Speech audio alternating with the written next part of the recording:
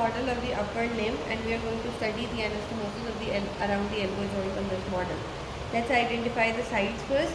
This is the anterior surface, this is the posterior surface, this is the medial side, and this is the lateral side. This is the medial epicondyle, and over here is the lateral epicondyle. The artery over here is the axillary artery, which continues as the brachial artery. Number 3, this is the brachial artery. The brachial artery gives off 2 branches in its proximal side and 1 distally. The first one is the profunda brachii artery. This is the profunda brachii artery. The other one is the superior ulnar collateral artery. The artery that it gives off distally is the inferior ulnar collateral artery. The profunda brachii has 2 parts. This one is its posterior branch, and over here we can see the anterior branch, which winds around in the spiral groove and comes anterior to the lateral epicondyle. So the brachial artery bifurcates in the cubital fossa, as we can see over here. It bifurcates into the cubital fossa into radial artery, which runs laterally, and an ulnar artery which runs medially. So now we are going to do the anastomosis around the elbow joint.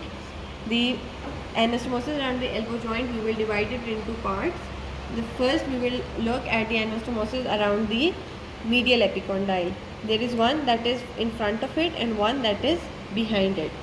The anastomosis in front of the medial epicondyle is formed between the inferior ulnar collateral artery and the anterior recurrent artery, which is a branch of the ulnar artery.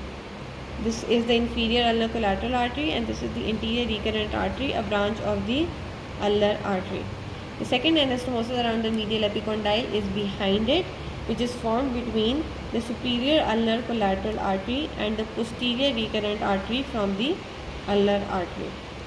Another branch it gives off to the ulnar collateral artery over here, inferior ulnar collateral artery. So the anastomosis behind it is between the superior ulnar collateral artery, posterior recurrent artery, and the inferior ulnar collateral artery. Now let's look at the lateral epicondyle.